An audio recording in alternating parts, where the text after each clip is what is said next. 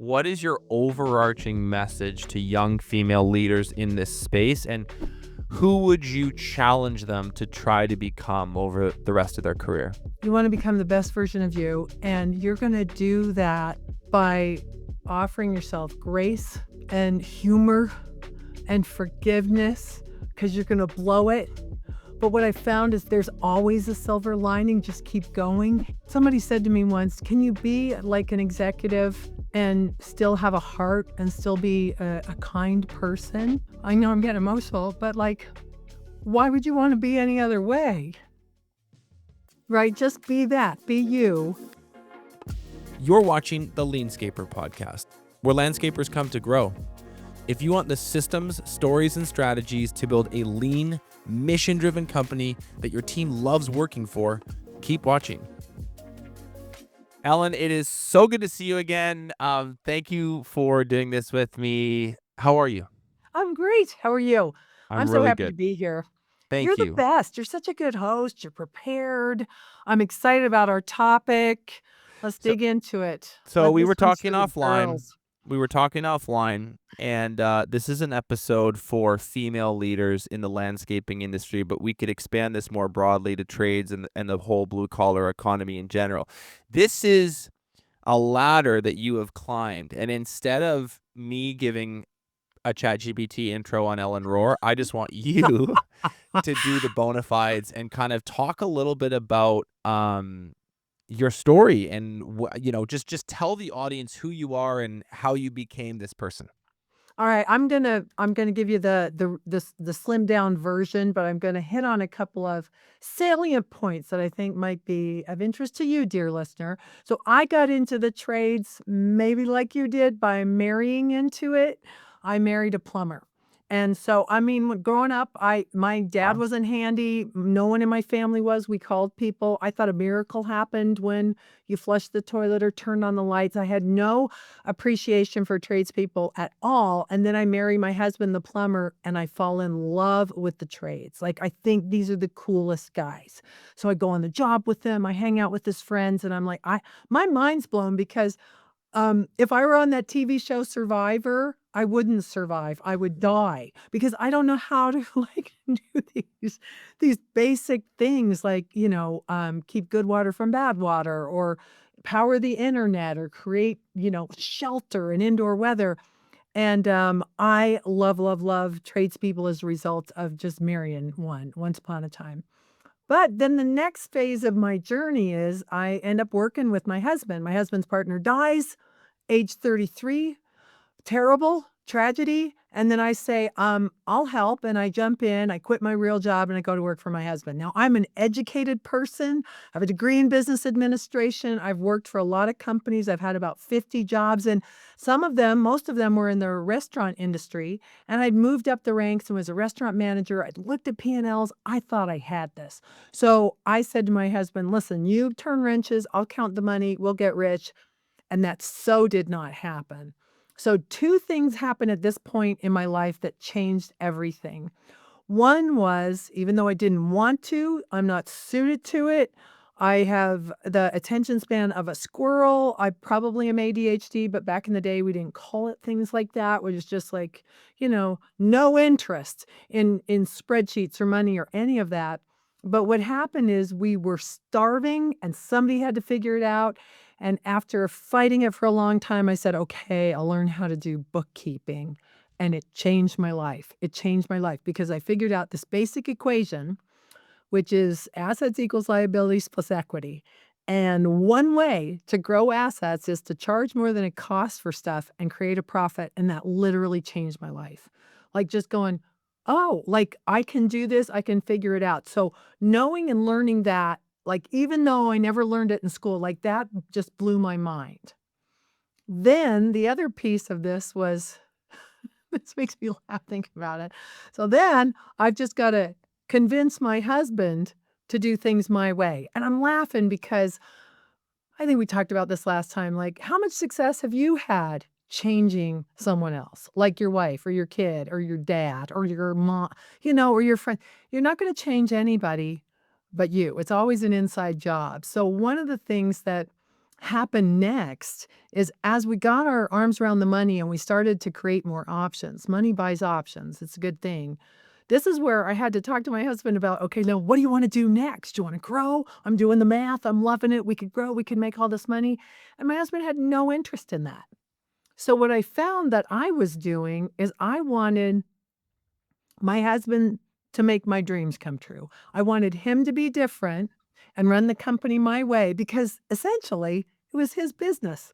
So, that I'm bringing this up because maybe you're relating to this if you're listening. Like, if your game plan is to get someone else to change so that you can ride on their coattails, which is essentially what I was trying to do, I'm going to suggest you need another plan.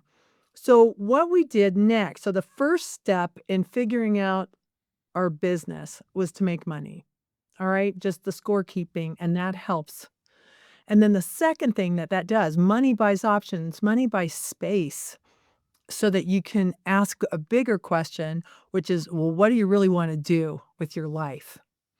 All right. And my husband's answer was, I don't want employees. I want to work all by myself. I'm a happy guy. I have low, I'm a low threshold for material things. Like, I'm good. And I'm not. I am super ambitious. I want more. And so we decided to sell our company to our team members. And, just epilogue, they still run that company 40 years later, Wow. and I'm super proud of that. That's really a cool thing that happened there. So anyway, though, now I'm not working with my husband, and it's maybe why I've stayed married for 41 years, is that now I have to figure out what I want. So dear listener, if you come out of this podcast with this burning question, what do you want? What do you want? And why do you want it? Those are really good questions to ask yourself. I call those the, 40 days and 40 nights questions, Mhm. to think about it, to write about it, to explore it, to turn it over to your higher power if you believe in one, to just have those conversations with, what do I want? Deepak Chopra says that when you're trying to figure out your life's purpose, there's some clues. And one of the clues is that when you're doing something that you love doing, pay attention, like, "I am really getting a lot of satisfaction out of this right now. What am I doing? What are the aspects of what I'm doing? Is it marketing? Is it the money? Is it hanging out with kids? Is it what is it that really blows your dress up? Is it golf?" And then another clue is that, time stands still or moves really fast. So time becomes malleable. Like, when you're doing something where you're on purpose, time takes a different shape. Does this make sense? Are you with me on that? 100%, Yeah. 1,000%. Isn't that a great clue? They're great clues, and to layer on to something that you're saying, one of the best pieces of advice that I've gotten recently, and this is not advice necessarily for our women listeners, this is just life for anyone. Yeah. This is just, advice for anyone is I think that we need to we've all been told, us millennials, this is something that our generation was really told a lot, to follow your passions, which has turned out to be pretty bad advice in hindsight. And what's way better, it's coming from a good place, but what's way better advice is to follow your talents, and then your talents become your passions. And that's been true in my case, and it's been true in the case of a lot of people that I work with. And so why that's practical is because the guide you want to look for is like, what am I really good at in my business that seems really hard for other people? And maybe in your case, it was numbers or it was strategy or it was like figuring out the behind the scenes stuff. But for someone else in their business, it will be different for them. What am I good at that seems hard for other people? And like you said, what makes time do that really funny kind of like compression effect? And if you're getting that kind of feedback from the activity that you're doing or the collection of activities that you're doing, that's a pretty good signal to me that this is something to invest in much more deeply. 100%. Love that. And do you know Scott Galloway? I Do you know? love him. That's who I Okay. stole the quote from. That's Yeah. what I was thinking, Yeah. and so That's what his and this is, soundbite. Al Levy says this too, my buddy Al Levy, is that also so do something like, that whatever makes your heart pound may or may not be what you make a living at. Like, you still have to make money. So they could be 2 separate things, it could be the same thing, but what I like to think of is whatever I'm doing, for work, for pleasure, for family, or whatever, I want to show up in my highest self. So I'm not gonna sacrifice an aspect of my life to support another aspect. Does that make sense? I mean, Yes. I'm gonna have I'm gonna have me time and family time and work time, but all of it in my intention here is to create the ideal scene for every moment. And so when it comes to work, Al Levy or Scott Galloway will say, "But you gotta make some money doing it." Like, You I have a do. drain cleaning business, like, I didn't set that isn't, like, what I thought, "Oh, please, God, give me an opportunity to be involved with drains." But what I learned about the industry and what I learned about the people who do it, like, that's where my excitement comes from. Oh my god, the most essential, trade. It keeps good water from bad water, like, we solve all these problems before they turn into diseases, like, I got pretty excited about it only because of all the other experiences that I had in my life. So somewhere along the line after just to finish my story and, like, why I'm such a know-it-all now. Yeah. So, Hot Rod goes off and does his own thing. He's a very actualized person and a happy man. And I'm thinking, "Oh, what do I do with my life?" And this is when I start asking myself those questions I'm gonna encourage you to ask. And then what happened is I started to do what I knew. Well, I do know how to read a balance sheet and a profit and loss. Let me start with that. And that did become the core of my career. Like in every position I've had, my responsibility has been, well, let me pay attention to the money. Let's get the money figured out, has been a core part of it. But over the years, and some of this just comes from like, I think I'm old enough to be your mom for sure. Like, you're a millennial, so's my son. He's gonna be 40 on his next birthday. Yeah. So yeah, You okay, there you go. qualify. Yeah, but when I was your age, I was much more impatient, much more frustrated with the speed of things. I think also some of this perspective just comes older you get, the more like, "It's all gonna turn out. It's all." I mean, that's how it seems to me like the worst things become the best things, but this career path will probably ping pong your way, to position, but every piece of it will build, and as you go, you're gonna find those core competencies that you can hang on to and offer. But So another quote I like is from Stephen Covey, "Run with your strengths and organize to overcome your weaknesses." Like, I really have 0 interest in improving my weaknesses at this point in my life. I how am did much this more interested in, like, doing what I do best and then finding other people to do all those other things. uh, agreed 100%. It's a way faster way to get ahead, but how did this framing that you adopted lead you to and please do kind of like hit the highlights here, like various businesses that you've built and led, books that you've written and published and released, stages that you've spoken on. I mean, you've had just an unbelievable career here that's super impressive. And I wonder if you can just kind of go through some of the highlights for us and give us some of the big chapters of the story. Well, I wrote the books because I started writing for magazines. Now you do podcasts. Like, going back, like, I should have just started a podcast early on, and then I'd be like, early adopters, right, are in good position in the podcasting world. But, like, I wrote magazine articles because, I was asked to share just my perspective. Say yes. Say yes even here's a great piece of advice. Say it yes if it's aligned with what you want, even if you're absolutely unqualified to do it. 100% good advice. Just say yes and then figure it out. But, like, I was asked to write magazine articles, and I got some mentors. "How do you write? How do you write? Your articles are great. What do you think about?" I read Bird by Bird by Anne Lamott, so good. On Writing by Stephen King is so good as far as, like, learning so you study up. So I learned to write, and then those magazine articles became books, and I would give my right arm for the book, Where Did the Money Go?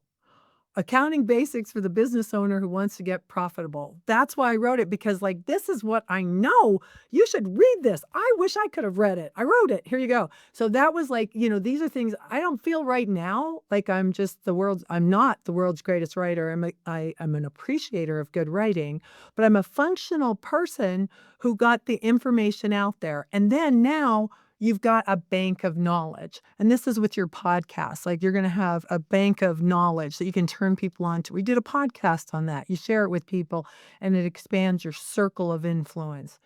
I was doing a seminar based on one of my books, And at the end of the seminar, I was approached by Jim Abrams, who came up to me and he said, "How would you like to run the country's largest home service plumbing company?" Now, keep in mind, the only company I'd run was with my husband, a Ford truck outfit, and he says that. Now, I have no qualifications to say yes, but he'd seen me in the magazines, and there I'm speaking in front of a big crowd, and I've got some cachet, right? Because I've been putting myself out there, and so I say yes, and then I figure it out, and I got the scars to show for it.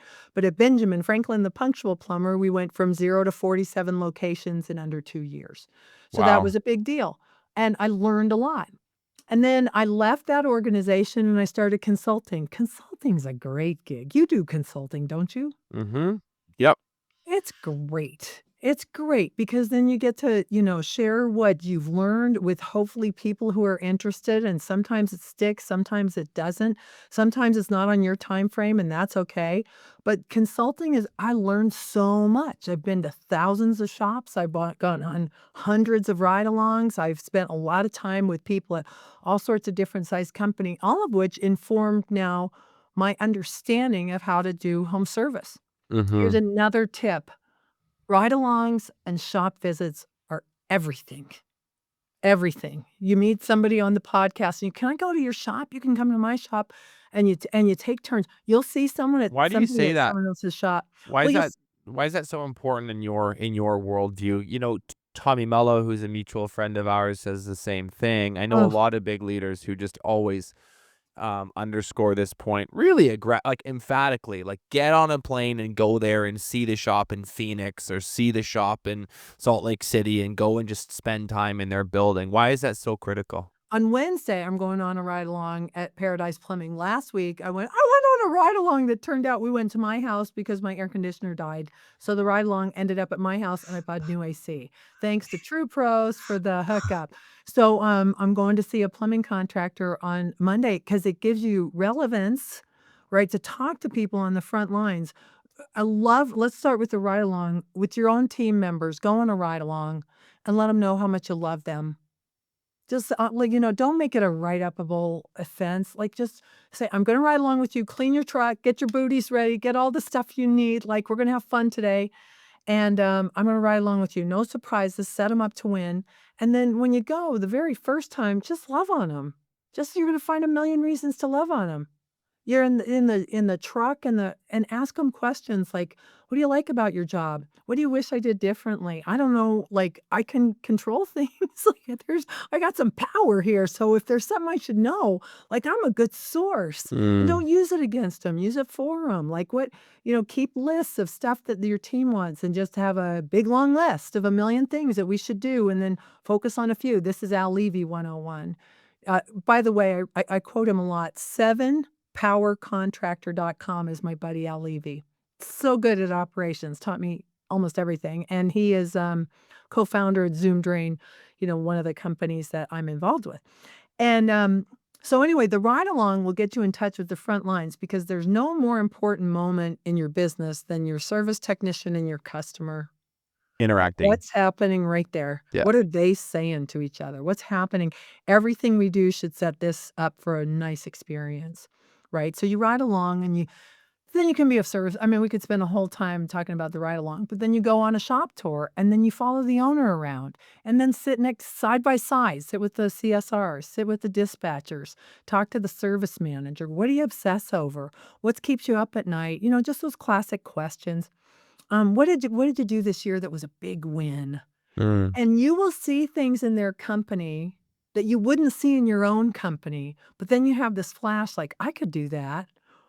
And then you share. Like, you might Totally. say, "Are you interested in," like, "We had the same problem, and this is what I did that was pretty good. This is a vendor I use. This is my accountant, my lawyer, my blah, blah, blah." You're sharing, and then people are honor bound. I found contractors to be so incredibly generous. Extremely. Extremely generous Yeah. because everyone who's successful had a lot of help. But now specific to being a woman in the industry, this was something I was thinking of in anticipation of our conversation. I didn't know what the word narcissist really meant until recently. But when I look back over my career, there were a lot of situations where a narcissistic man, I'm gonna pretend like I'm not a psychotherapist, but I play one on podcasts.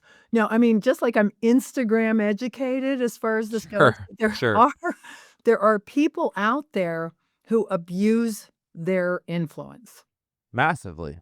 okay? And So what happened? I What caused you to learn the meaning of narcissism very recently? just finding people in my life who were exhibiting these behaviors and then doing, like, the Google search, "What is it?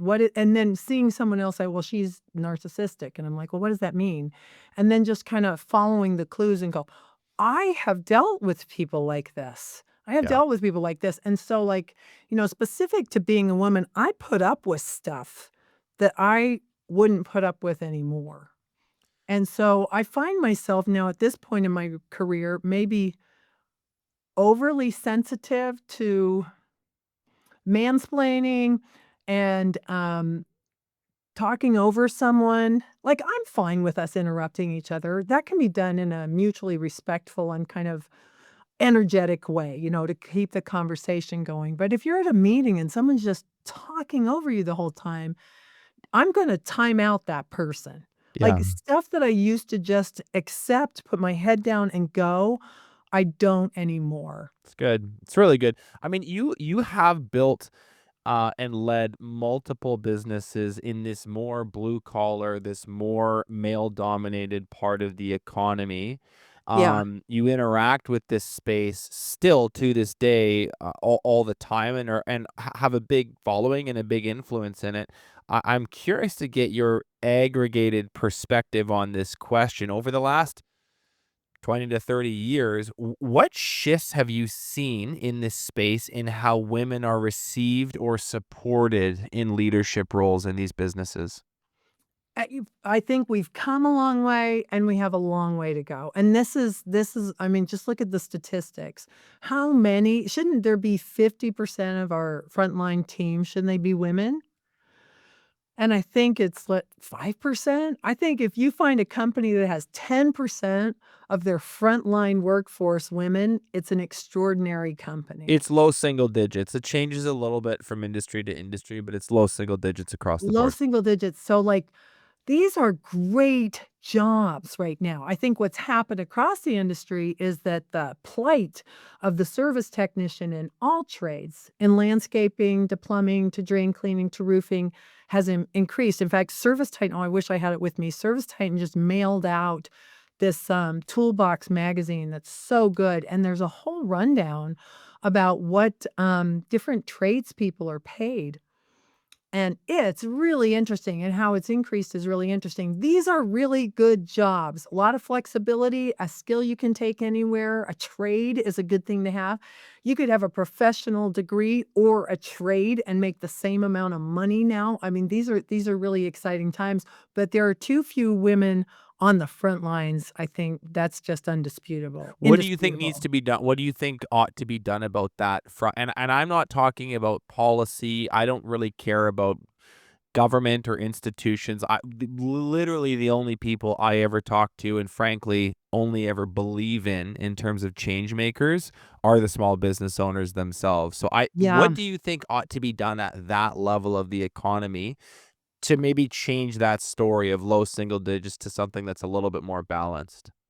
I'm hoping that social media will make a dent here. Okay, say more about that. Well, like influencers, like there's this woman named Carly the Sparkian, and she's in the UK. She's got a huge following. I know her. Yeah, and Yeah. she's adorable. Like, she's fun, she looks technically competent. Again, I wouldn't be the judge of, like, her work, but she seems to know what she's doing, and, she has a lot of following. She talks real, and she's very magnetic, like, Mhm. so and then, Judeline Cassidy, Toolbox and Tiaras. She's made a mission out of getting kids, little kids, girls, with toolboxes and tools in their hands and having fun building things. God bless her. Paige the plumber she's got red glasses. She's really young. She's a plumber. She's doing some cool things. The brunette plumber is super fun. I follow her on Instagram. And now, my job at Service Titan, the software that fuels the trades, is to stand up a brand ambassador program. And, I am focusing on not exclusively, Tommy is one of my super ambassadors, of course, and there's a lot of really accomplished men on the team. Most exciting to me are these women who are building businesses who just had their heads down, you don't really know about. True Pros who came out and did my, air conditioner on my ride along to my house. She's had a life where she's been beat up by men and treated differently because she was a woman, and she decided to start her own company, God bless her, and went from 0 to 12,000,000 in a little over 2 years. She's tracking 12,000,000 in sales on a startup company, That's and, like, unbelievable. just shining a light on that kind of growth, on that and she's a baller. Like, Mhm. she is making it happen. She and her team are amazing.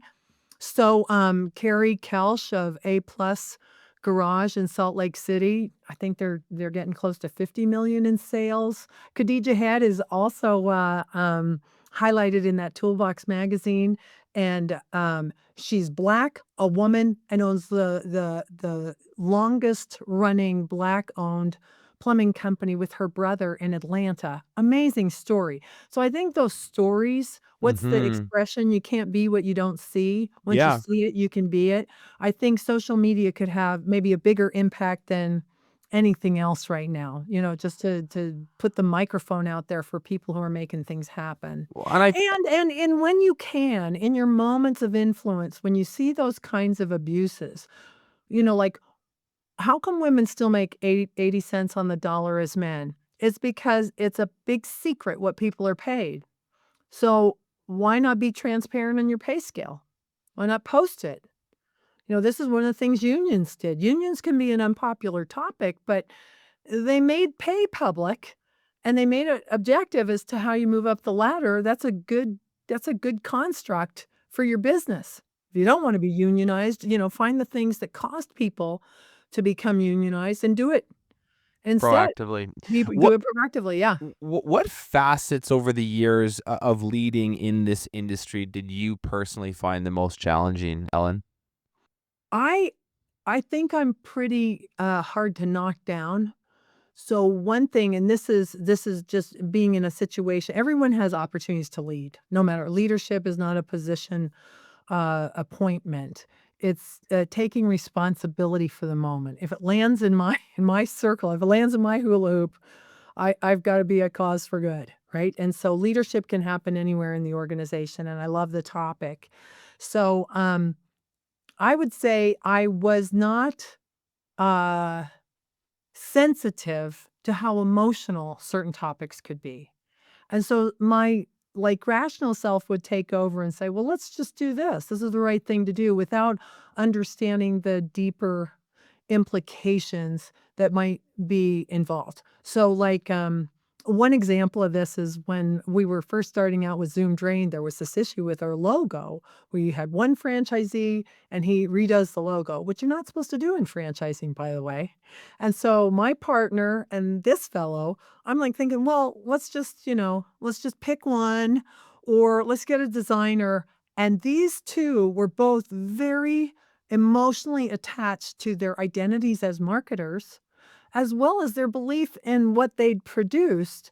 And I discounted that to my detriment. And before the franchise, this is with Zoom Drain, this is the franchise I'm involved with now, to we almost blew up the franchise before it began. It was our first franchisee, and these guys are, like, coming to blows.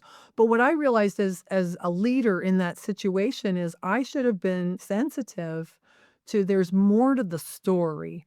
So I think understanding, personality mapping, like DISC or color coding or, a strength finder, what's a working genius is the one they're using at Zoom now. I think these tools are good for you because they cause you and your team to have conversations about how people are different. Some people are more task oriented and results oriented. Some people are more relationships and people oriented. And everybody's a big mix of these things. But I think over the years, that's had a big positive impact on me doing better in leadership positions. It's just like, okay, they're not like you, Ellie. Everybody's different, and that's fine. That's been a big help. So from a tip standpoint, I would say, be willing to explore, the, the deliciousness of our differences Mm. and embrace that as opposed to, "Why can't they understand?" Like, that stuff won't get you anywhere. So it's been my experience, like working in this space for a decade now, that generally speaking, if you are working with a husband and wife duo and you want to know what's really going on inside the business, you talk to the wife. That's generally been my experience. If you wanna get to the heart of the matter and get to brass tacks, you let the husband do his spiel, and then you go, "Okay, like, let's talk about what's actually happening." So, there's a really deep-rooted competence and understanding, and, these women in these businesses often have an extremely plugged in and sharp and wise perspective on what's going on and what needs to happen moving forward. But, and this is Ugh. the big but, they often lack the confidence to like communicate that, lead that, initiate that. And so I wonder, you have always struck me as an extremely confident person. Do you have any advice for our female leaders in landscaping businesses right now who are competent and they know they are, but don't have the confidence to lead from that place yet? Ah, just my mind was like, every word you said, like, sparked things, because there's a lot in what you just said. First off, and this might be unpopular, I don't believe this of marriage or partnerships or families, but I do believe this of businesses, that there's only room for one at the top. Mm, Now that's tricky, and I work for a company. I The 2 founders of Service Titan are in lockstep and as close to a 50-50 leadership position. I mean, I think the 2 of them are that is so, so extraordinary, and even in this organization then, they will be on 2 different sides. They have 2 different reporting, responsibilities in the organization. I think what happens with mom pop shops is this big question of who's in charge? right. Who's in charge? And I think you have to have that conversation. I would encourage you to have that conversation, and maybe it's because that was such a big deal in my evolution, was realizing it was Hot Rod's business. That's my husband's name, Hot Rod. So, it was Hot Rod's business, it wasn't mine. So, like, what I wanted him to do was run it my way, and it was really not my call. Mhm. And that is a brutal realization. Now, the best companies I know are family-run businesses, but by far the worst, kookiest, weirdest companies are family-owned businesses. So when it works, it can be really amazing. If there is like these guys, they're like, they're work spouses, I guess. When the roles are clear, I'm a big fan of the org chart, follow the org chart, even if things move around, like maybe you're gonna be the CEO or he is or whatever, but who's in charge? Who's gonna be responsible for what? What are the divisions of responsibility within the organization? I'm a big fan of mapping that out because even if you think you got it figured out, your team is often confused. Is she really in charge? See, that's what came to mind when you said that. Like, so if I worked for a husband-wife team where there seemed to be some weird dynamic, as an employee, I was a troublemaker, I would so play one against the other Right, to get whatever. right. You That's don't just like the answer you got yeah. from dad, so you go to mom. Like, that's Yeah, so, pretty like, to basic. We're be really hardwired to do that. clear who's gonna do what, and the other thing is if you're listening and if you feel like, "Oh, if only he would listen and if only he would do this," my encouragement would be maybe you should start your own business, That's great advice.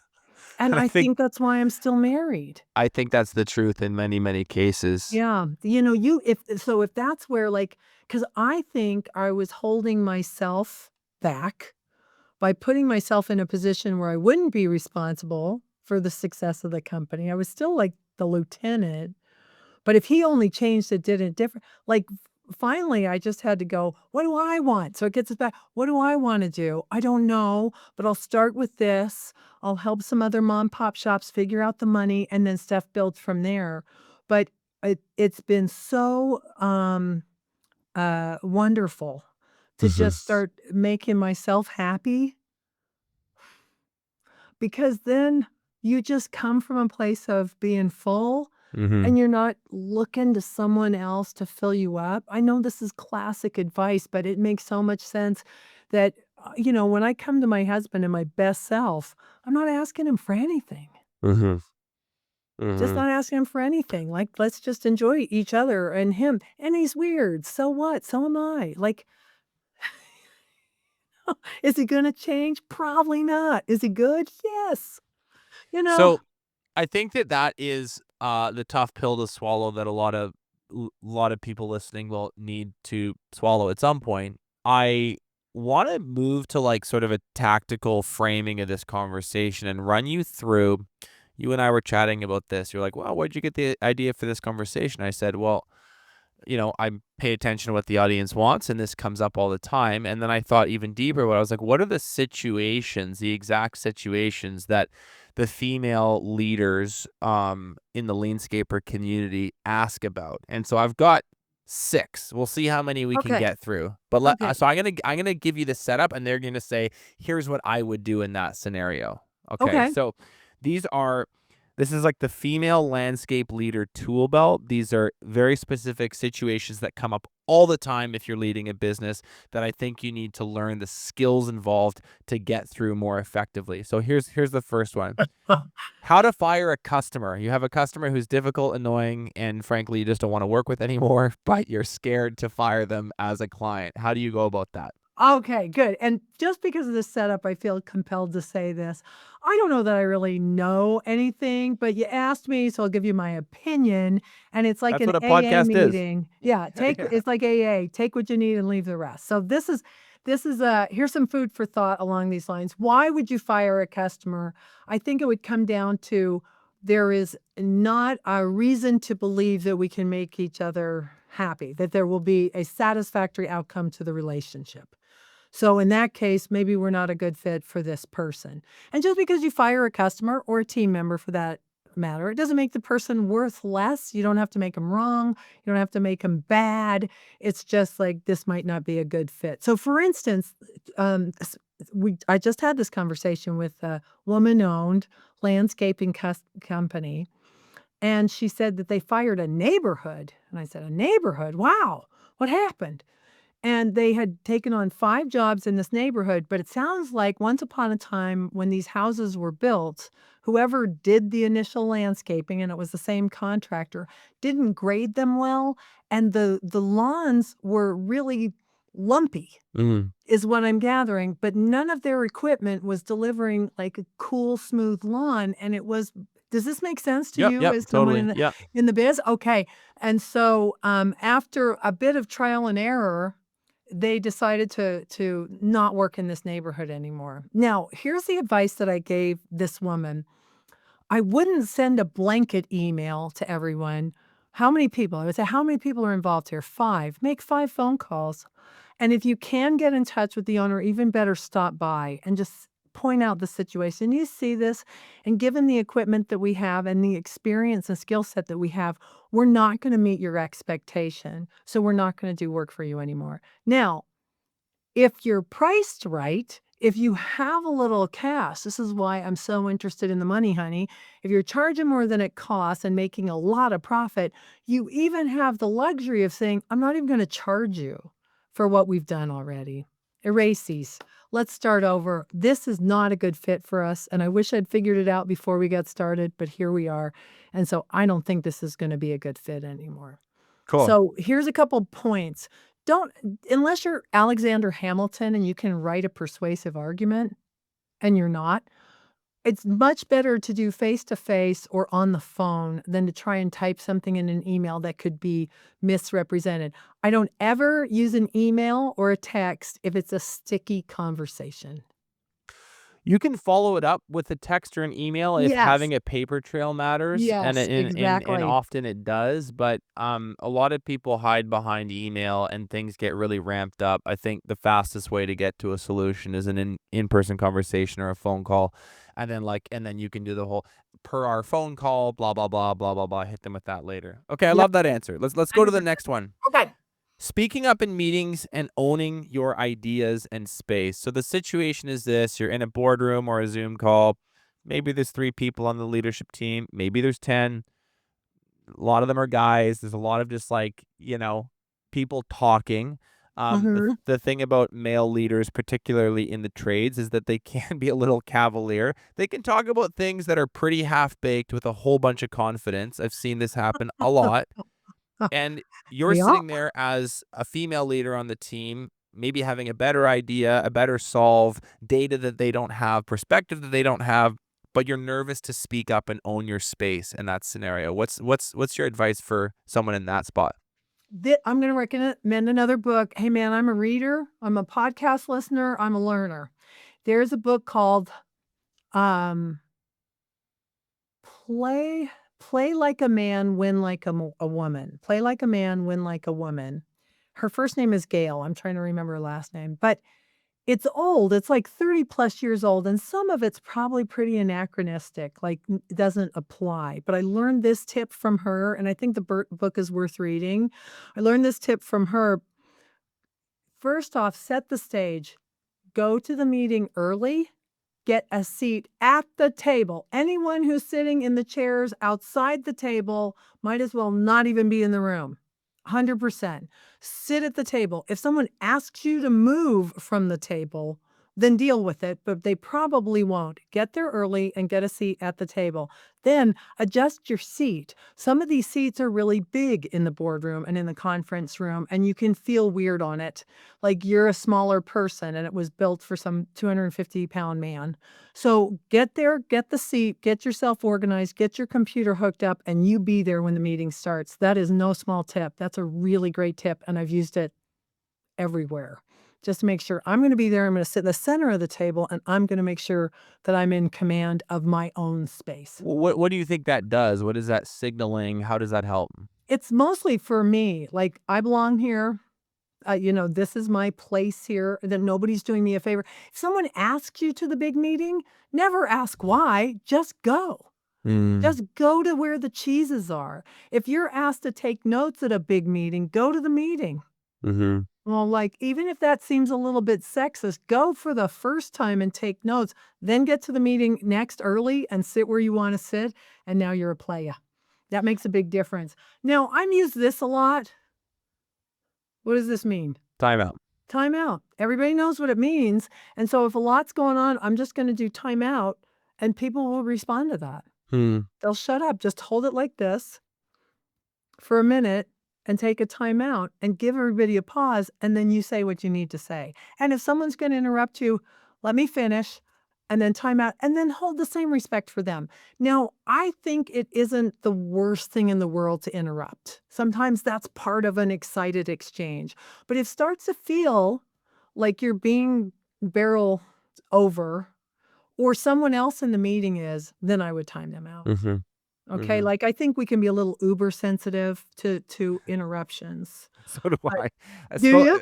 Coming from someone who's a chronic interrupter, I think that people are way too Maybe that's you sensitive. and me, yeah. It's like, "Hey, you're fine. It's okay. We're gonna be alright. We're gonna be okay. I had something to say on the point that you made right there. If I let it go too long, I'll forget. The conversation drifts off somewhere else. Forgive me.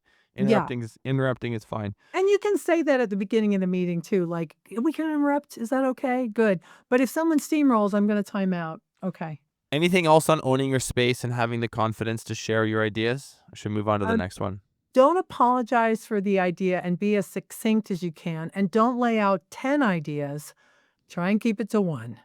Right, Yeah, and one that's at good a advice for time, anyone. Mhm. and then to reiterate, okay, so where I think we are with this conversation is we're looking for this. Here's an idea, boom, or I've tried this and this was successful. I'm gonna suggest this. So, but try not, "Well, I don't know if this will ever work," or like if you immediately start discounting it. Another thing, oh, this is a really good one.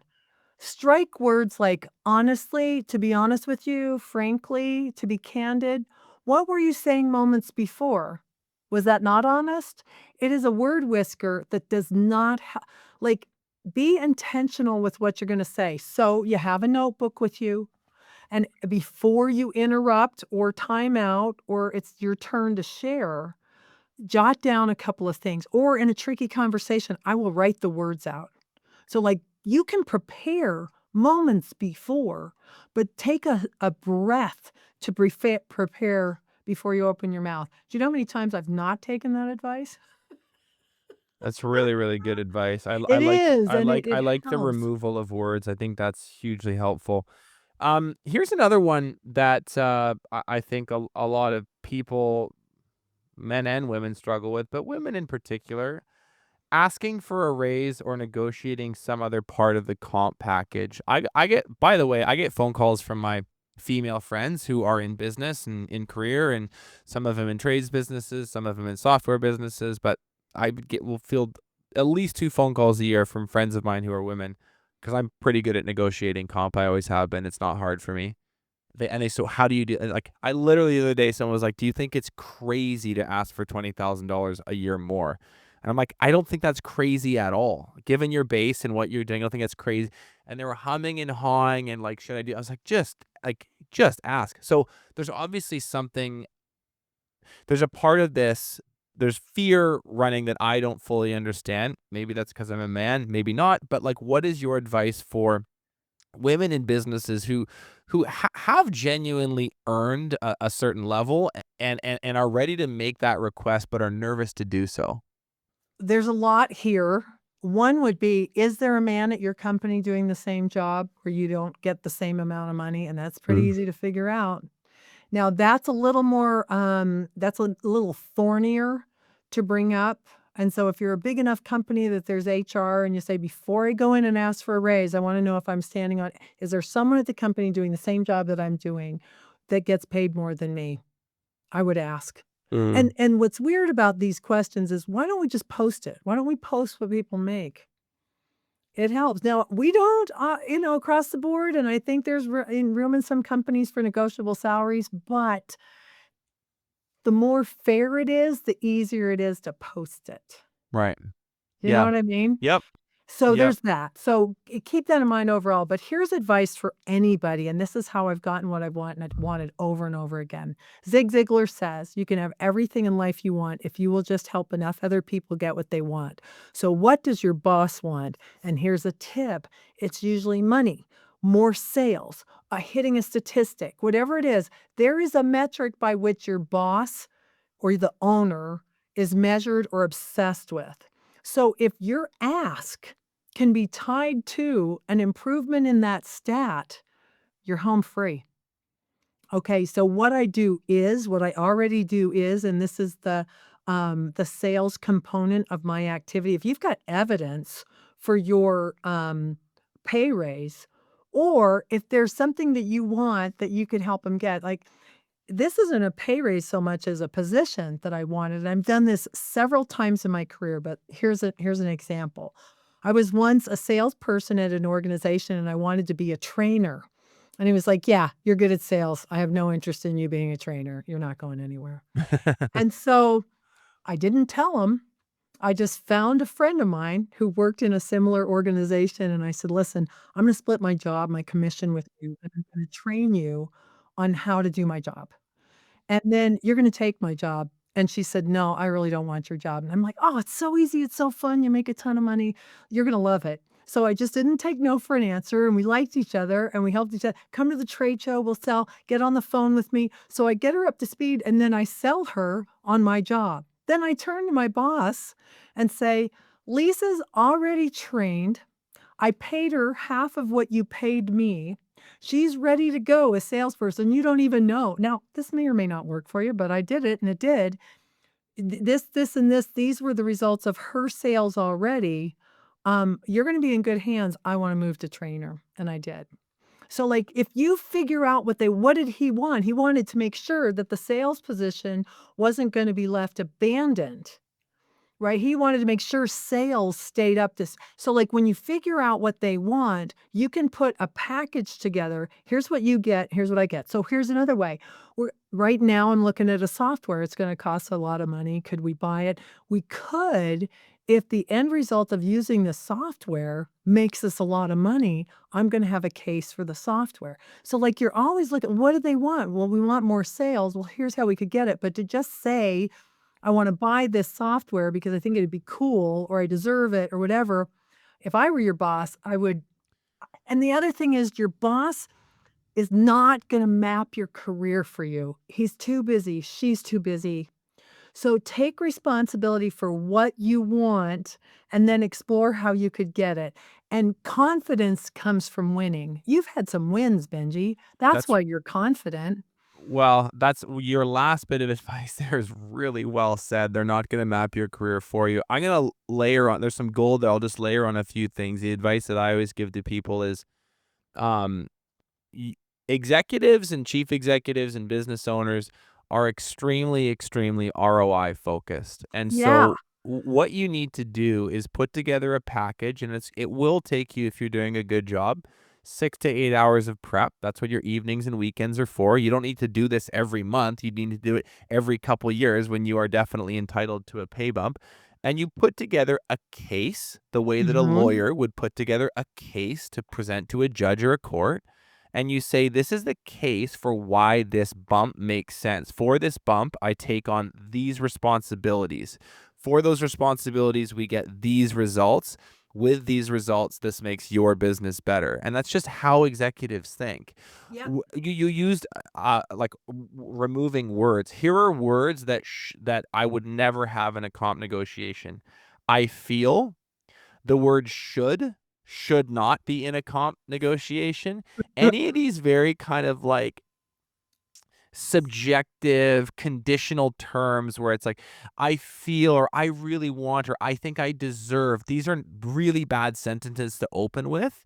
And I would also say, so you make the case, and then there's also a tonality thing and kind of like a presence thing that's really important. Like, people need to feel you, and they need to feel a level of seriousness, and that seriousness is not communicated with the words you choose, it's communicated through the energy that you deliver it with, and so that's why I think anytime I hear say somebody, "I'm just gonna wing it," it's like, that's a bad idea. You should be really, really well you should have your shit together for this conversation, to be totally honest, like, that is, I think, time well spent, and a lot of Yeah. people don't, and then they don't get the answer that they want, and they're really disappointed.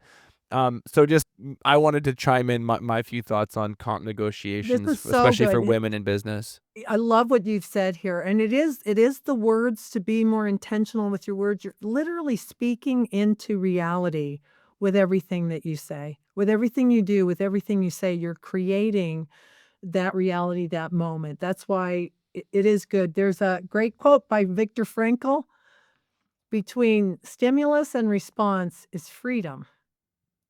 So to not respond right away. So suppose your boss throws you for a loop.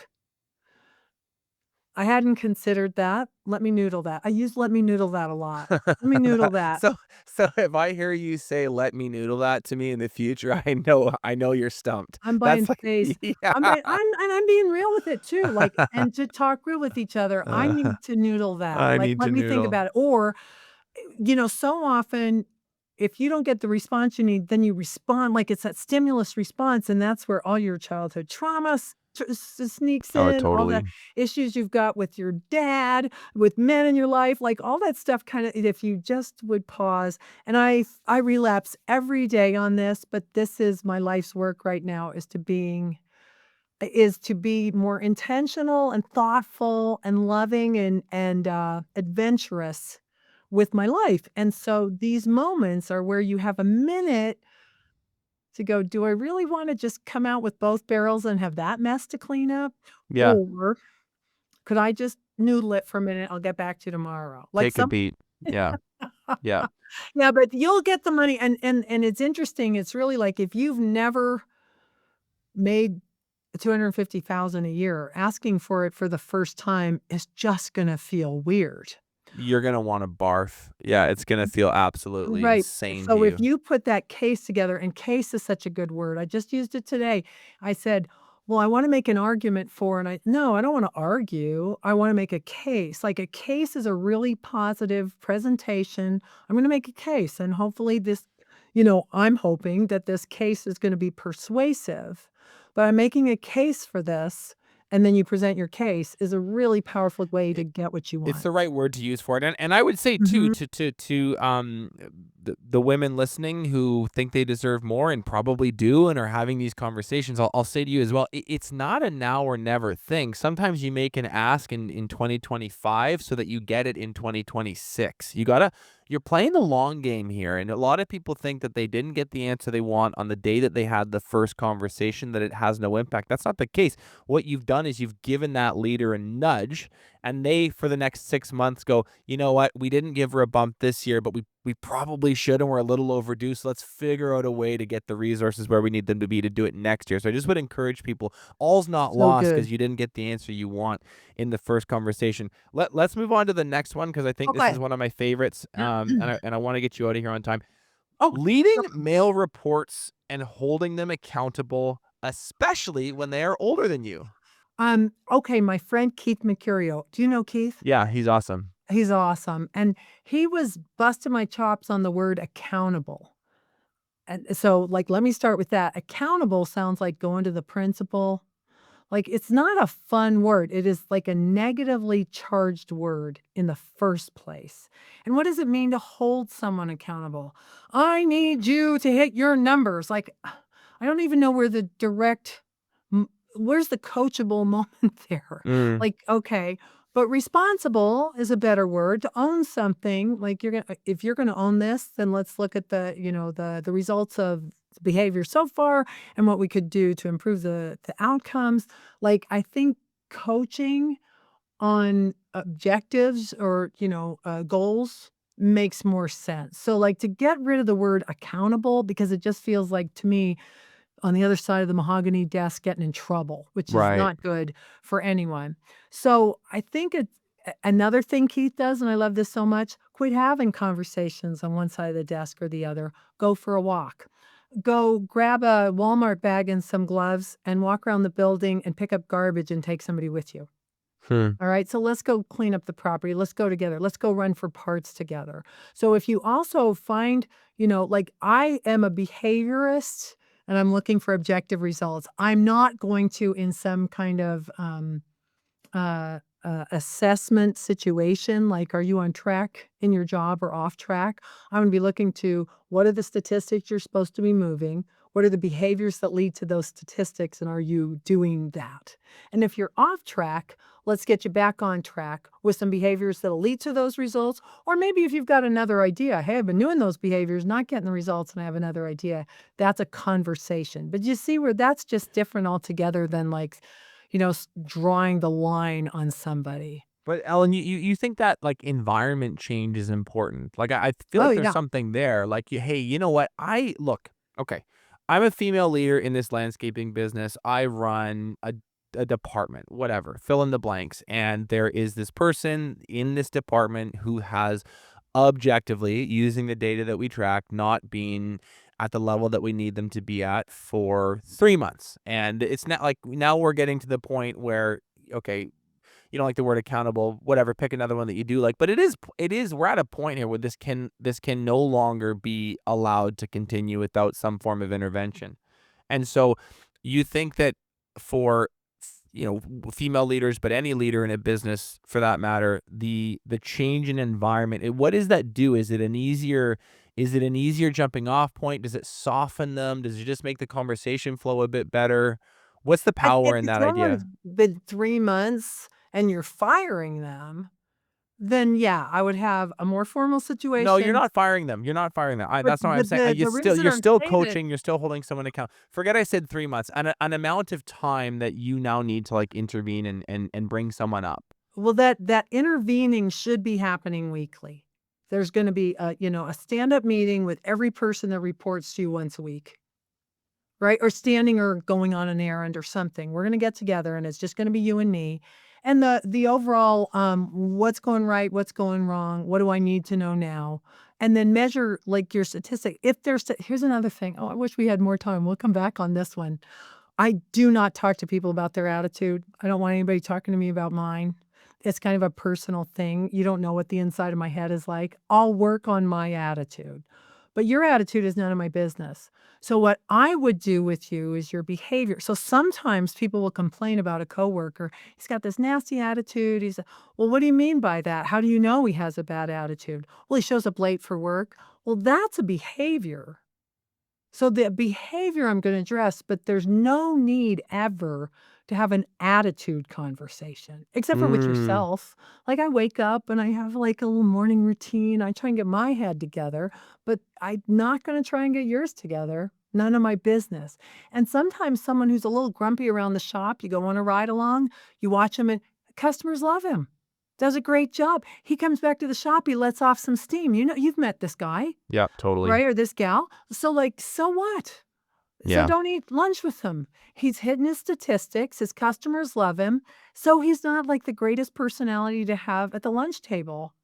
Who I am cares? fine with that guy Yeah. or that gal, right? So, like, let somebody win. When they win, we all win. So those coaching moments should be on, like, being really clear about what that job is supposed to produce. Is it sales? Is it production? Is it happy calls? Is like, what is it they're supposed to do? And ask them, how do you know if you've had a good day at the end of the day? Well, we have these really clear goals for the day, and if it hit that goal or not hit that goal, that would be ideal. But if they don't know, maybe we should map that out. Mhm. This is good enough.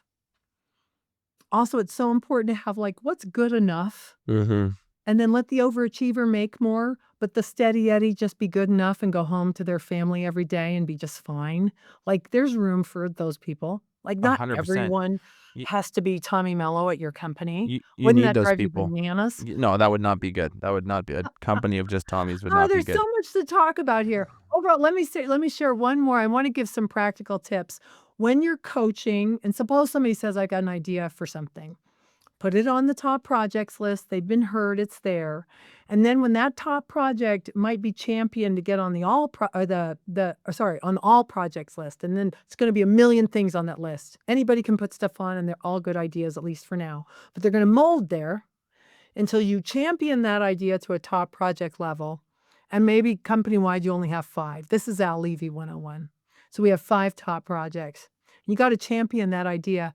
One-pagers are everything. So in order to get what I want, I'm gonna put one pager together because that's all an executive has time for. And you can use the basic journalistic questions. What do I want? Why do I want it? Why should we have it? How much time, money, and energy will it take? Who's gonna be in charge? Who's gonna help? And then how I'm gonna do it. Like those basic questions, that's the one pager. It's a good format for it. So if someone says, "We gotta do this, we gotta do that." Okay, could you put together just like, "What are we doing? Why are we doing?"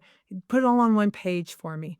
And then you do that yourself, creating a culture of lists, priority projects, and then these one pager. Al calls them steps of delegation, but it's really how you make the case for the project coming together in the first place. A one pager will skyrocket your career. I just use one pagers. I don't have the attention. Sometimes they bleed into two, but overall, I call it a one pager, and that's going to be what I present to my higher ups to get what I want. Okay, so closing question here. Okay. You're speaking to hundreds, if not thousands, of, female leaders in the landscaping industry. Some of them are owners, some of them are sales leaders, some of them are operations leaders, some of them are technicians. What is your overarching message to young female leaders in this space, and who would you challenge them to try to become over the rest of their career? Oh, what a lovely question. You want to become the best version of you. You want to become the best version of you, and you're going to do that by offering yourself grace and humor and forgiveness because you're going to blow it. But what I found is the worst thing becomes the best thing. There's always a silver lining. Just keep going. It becomes a story. It becomes a podcast. It becomes a book, or art. Like the stuff, the times you step in it really are the ones that you fondly remember later. So don't worry about that. Live in the moment. Consider what you want. How are you going to help someone else get what they want alongside of that and travel that path together? Lead with love. Somebody said to me once, "Can you be like an executive and still have a heart and still be a kind person?" I know I'm getting emotional, but, like, why would you wanna be any other way? Right? Just be that, be you. And you might find people like, you're gonna find this with your mentors, they're all imperfect. I don't think we should build statues to anybody. Mm. Like, let's not have statues. Let's just have people helping each other out, and everyone's got something, some gift that they can share in some area of their life that you probably don't wanna emulate, and that's good too. That'll teach you a lesson as well, and you're gonna be the same way. And that if we help each other out, it's an abundant, wonderful world, and you can always reach out to me. So, like, Rohr at servicetitan.com is my email address, EROHR at servicetitan.com. So, yeah, drop me a line or, follow me on Insta, Ellen Rohr, and, I would love to hear from you and your adventures because maybe I could shine a light on it. Ellen, you are just always so much fun to work with, so I full knew of you would sagely say that. wisdom. We'll have to do a part two. Actually, no, it'll technically be a part three. So there Yay, was stuff. okay. Look, there's stuff you can see. There's stuff on the roadmap we didn't even get to, which is always the case. Love chatting with you always. Thank you so I love much. you. You are such a good man and doing so much good for everybody. Thanks for this awesome topic today. Mwah. Thanks, Ellen.